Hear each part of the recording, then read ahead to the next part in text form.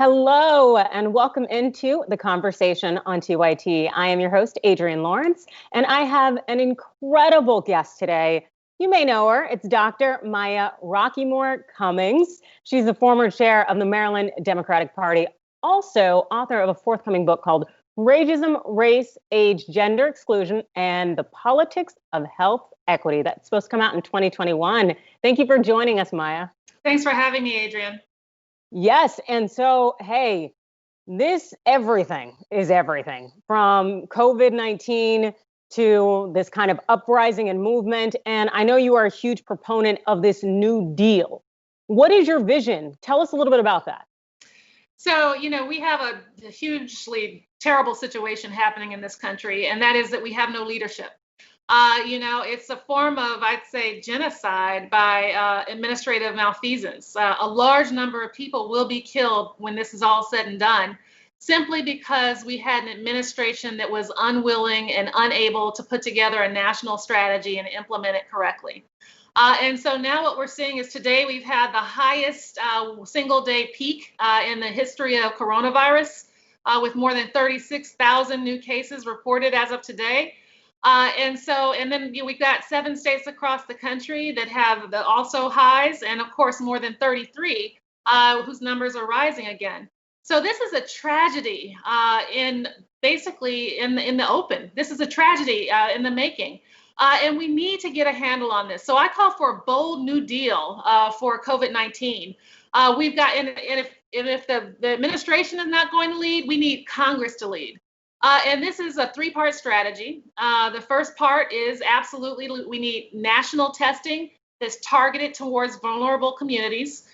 We need contact tracing. We need isolation when necessary. We need personal protective equipment for those who are on the front lines. So that's just the first part of the strategy. The second part of the strategy is immediate access to health care. So we've got a lot of frontline workers and others who are still uninsured. We need to be opening up Medicaid nationally or allowing people to get on Medicare. This is an emergency and we need to treat it as such. And then we need to, of course, more in the intermediate long term, we need to move to a national single payer system. And then the third thing we need to do, of course, is all about economics. Our countrymen and women are actually hurting. And we need to make sure that they have, the wherewithal to sustain themselves. So the 2-part strategy on economics is actually finally getting around to infrastructure, because it needs to be a stimulus. It's going to be of grand proportion. So an infrastructure deal for the nation is important. But then a federal jobs program needs to be a part of that, where anybody who wants a job can get a job and that they have work to do all over this country. So we've got a 3-part strategy, and it's a bold New Deal for COVID-19. It's dealing with both the economics and the health, and we need to get to it. And you know what, Dr. Cummings, it's interesting because this deal sounds so commonsensical, but it's so bold in the current climate in which we're in, because you're absolutely right in terms of the malfeasance, misfeasance and nonfeasance, just a whole lot of nonsense going on when it comes to our leadership. And something you had mentioned were the vulnerable communities. I was looking at a report from the Economic Policy Institute that was released recently that talked about how Black workers are facing 2 of the most lethal pre-existing conditions for the coronavirus, which would be racism and economic inequality. So I guess how is one way in particular that we can help reduce some of the burdens that are on the Black community? So on the health side, we need to open up access. African Americans and Latinos are amongst the highest uninsured populations in this country. And so, the opening up of access, whether through Medicaid or Medicare, to healthcare is an absolute essential. On the job side, again, when I talk about federal jobs, when we're looking at the unemployment numbers, they're disproportionately Black and brown. And so that means that, jobs are a big deal because that's the income. As you well know, for every dollar of wealth held by the typical white family in the United States of America, African Americans only own 5 cents, a nickel. And so, we've got a history of marginalization in this country, and we need to make sure that we don't fall further through the cracks as a result of the coronavirus. And that means that, we have to have guarantees in income, protection of what little wealth we have, but we also need job guarantees. And of course, food security should be added to that, and housing security should be added to that. Absolutely. It seems that housing is a significant issue for a lot of people right now, especially with people not necessarily having jobs. And I've definitely seen an uptick in the number of unhoused around me here in Los Angeles. Kind of what do things look like in Maryland right now? So it's looking the same all over the country. People are, if they don't have the income to pay rent or to pay their mortgage, they're looking at a crisis of epic proportions being put out on the street, literally. Now, here in Maryland, we still have some protections in place from the governors, but we don't know how long that's going to last. There needs to be a national guarantee that people will be protected during this time, especially since it's been mandated at the highest levels of our federal government that we must reopen our economy with no assurance of employment for many of those who have lost their jobs due to the coronavirus. Just think about the restaurant industry. Many of those jobs, those restaurants are never opening again. The people who are employed by the restaurant industry are disproportionately Black and brown. And so, we're talking about a destabilization and a displacement that's not going to be solved just by saying magically open up the economy. We have work to do to protect people as we help them realign, reestablish themselves, and perhaps even retrain and educate themselves for a new economy. Absolutely. And something kind of that maybe resonates with me a little bit more is the fact that we have this uprising here when we have these protests. And fortunately, the coronavirus is not spreading, at least that's what the researchers say, because of these protests. And one of the big issues seems to be defunding the police. And something that I think you would be probably particularly knowledgeable about is the fact that Baltimore tried in kind of reforming the police, and they really fought every step of the way, but they can be a good case study. And so can you talk a little bit about that in terms of how the Baltimore police and the changes that they made may be something we can look at when we talk about how we're going to change policing? So 5 years ago, the riots that you're seeing, the unrest that you're seeing, what happened here in Baltimore with the death of Freddie Gray, who was in police custody when somehow his spine got severed and a few days later he died. And all over the city, African Americans, particularly those in low-income neighborhoods who had been harassed by the police and mistreated, they were basically upset and frustrated, and they were done. So we saw the same kinds of, fires burning. We saw the police vehicles that were, trashed happening right here in Baltimore City. So the Obama administration came in, they actually did a study. They found out that there was a lot of racism and classism in our system and that there was unconstitutional policing going on. They actually mandated a consent decree. And then as a part of that consent decree, we were required to actually have a citizens review board to actually oversee the new changes that were expected for the police department.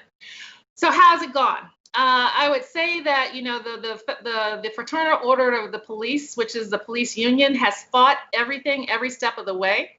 The progressive state's attorney tried to actually prosecute the police that were involved in the Freddie Gray murder, and she had to drop the charges because they were harassing her. They were going after her law license. They were calling her everything but a child of God. Certainly the Citizens Review Board has been, the city has constantly been on their back, trying to prevent them from getting information from the police department, trying to shield themselves from lawsuits, etc. So it has been a slow and difficult road, and very hard fought. Most recently, the city council has actually opted to defund the police, meaning that they are seeking to actually transfer some of these dollars away from the police department. But we have a strong mayoral government here in the city of Baltimore, and it looks like some of those recommendations from the city council may not even be implemented. So, Baltimore is a case study, and we're still fighting it out here in Baltimore, and it's going to be a pretty hard row to hoe in cities across the country. All right. It does sound like it's going to be quite the journey. And kind of just maybe sticking a little bit in Baltimore, you've been in politics for a long time, where you were the former chair of Maryland Democratic Party. Also, your late husband, Elijah Cummings, he was a devoted member, Congress, 23 years? And so you've really seen kind of the political growth and development over the years. I guess what gives you hope based on what you see now? What gives me hope is the global protests. The fact that everybody saw, the murder in Minneapolis, of George Floyd, and they clearly understood it to be murder. And they clearly understood at that moment in time that we have a problem here in the United States of America. And people are standing up and speaking out, and they're saying no. They're saying no to establishment politics, which means that, the DAs who are in bed with the police departments around the country, they're asking to break those local protection rackets. They're calling for new and better policies at the federal and state levels. And so, we need to keep the protests up, because through these protests, we're actually seeing movement. And we've got to keep protesting, and certainly other forms of engagement to ensure that there is actual change. Yeah, and it's been interesting too, and seeing kind of the change edge forward a little bit, where you have these kind of government entities now willing to change their budget, even if slightly a little bit. So it definitely is important that we keep up the pressure. But I guess, what do you possibly foresee as becoming backlash with this pressure and social change? So the backlash is always there. We've lived the backlash for the last 4 years, and we've lived it because we had the first ever African American president. So the backlash to the first Black president was, the far right wing basically saying never again, no more. But we're going to have the backlash to the far right wing and white nationalism, because that's what these global protests are all about. In addition to protesting police brutality, violence, and murder, it's all about structural racism and what we need to do to dismantle it here in America and around the world. So, this is bringing me hope. It's bringing a lot of people hope, but we've got to keep up the pressure.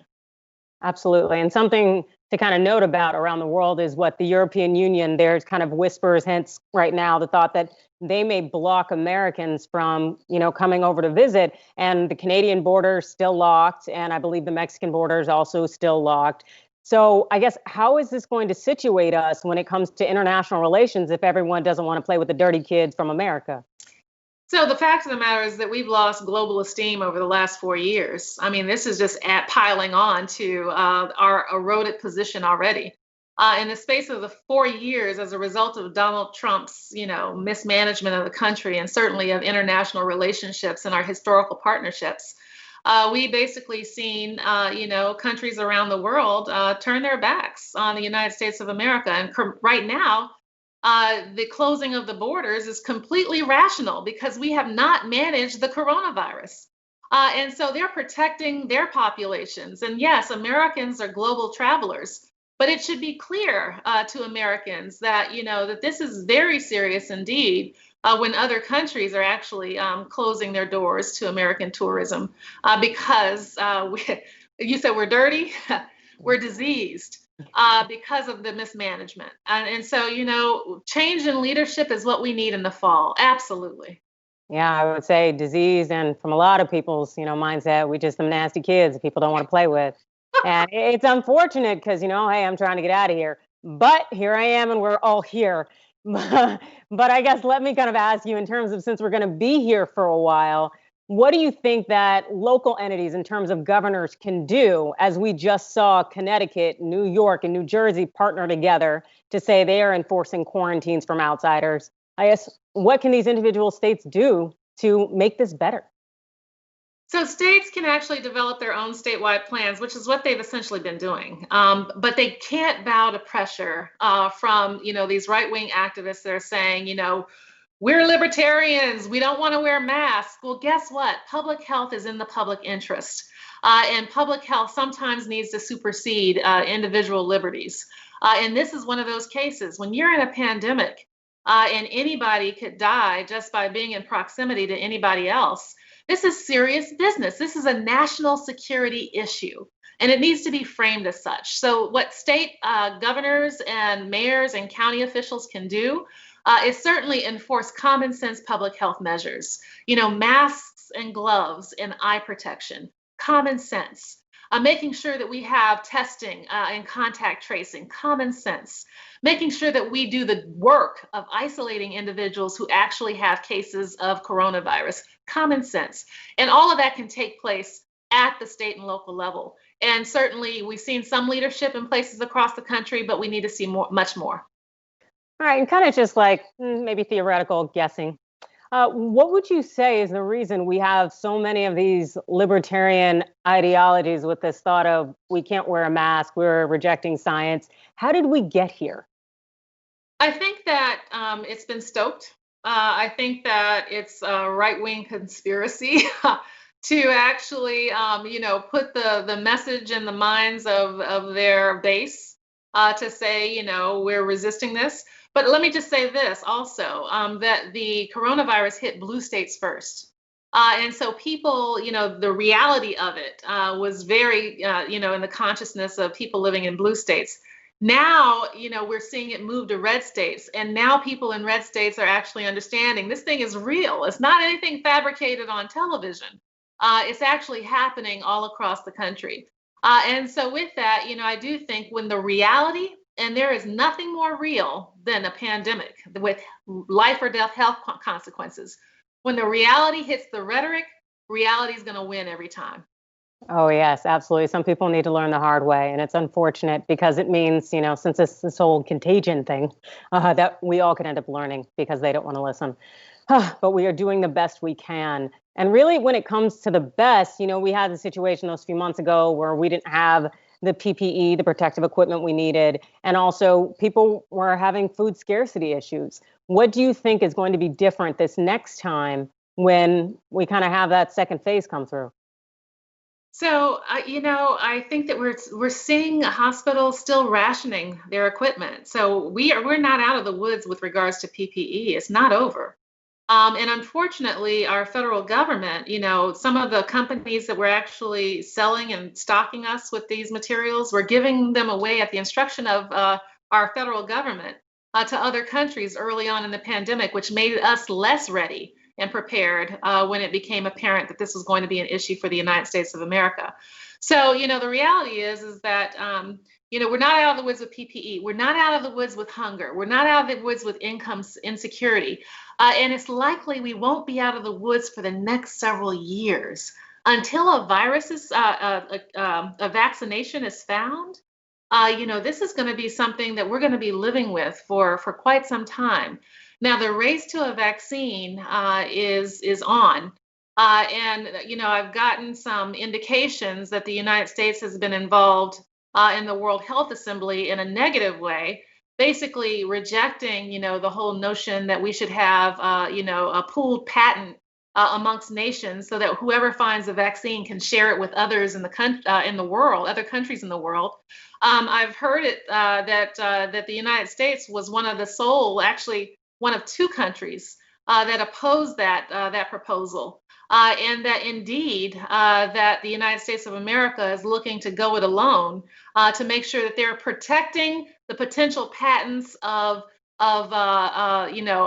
pharmaceutical companies who are based here in the United States instead of being concerned with the livelihoods of people around the world and the health and the well-being of these people. So, we've got to be concerned. I think it's time to get this man out of office. It's time, if he's protecting pharmaceutical companies and their huge profits that they already have in this pandemic at the expense of American lives and global lives around the world, then, we have no choice.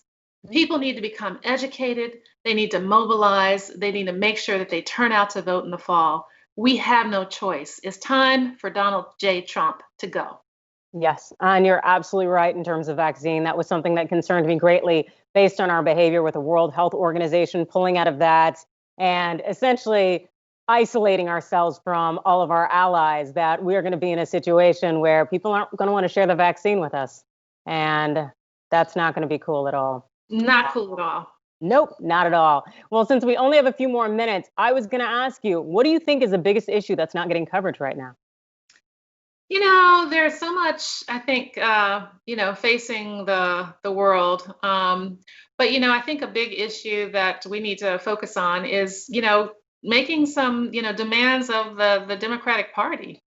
We're at a critical crossroads here. And I think the Democratic Party needs to understand that if they're going to get the vote of Americans in the fall, that they need to actually step up and have a stronger paradigm for legislating and policy making in a new administration and a new Congress. And so that means that everything that I'm talking about with regards to a bold new deal for COVID-19 and all subsequent stimulus bills that are coming out, they need to make sure that they're leaving no one behind. We know that in this last CARES Act that they passed, that more than 90% of Black and Latino-owned businesses did not get any money from the PPP program. That is unacceptable for communities that are actually rising in terms of the percentage of the population, for our policymakers on Capitol Hill to actually be legislating in a way that excludes still in the 21st century. That means that we need to do a check in terms of how we're legislating. And we need to make sure that this is, that equity is the name of the game at the federal level, at the state level, and at the local level. Absolutely. And one final question, if you will indulge me, it's my favorite. What is your most irrational fear?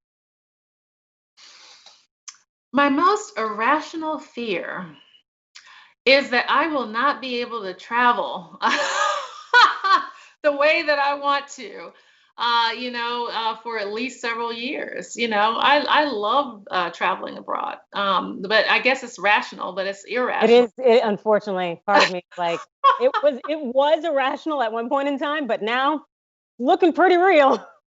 Yeah. So, I love to travel. And, in terms of politics, my most irrational fear, this also rational, is that somehow this man finds a way to stay in office for another 4 years. I think our country will be devastated and decimated if there were another 4 years of this. All right. Well, thank you so much, Dr. Maya Rocky Moore Cummings. And can you tell everybody where to find you? Yeah, sure, Adrienne. You can certainly go to MayaForCongress.com or GlobalPolicySolutions.com for more information. 2 easy ways to follow the Young Turks. One is hit the subscribe button down below. Then you're a TYT subscriber. And second is ring the bell. And when you do that on YouTube, you're notified of our videos.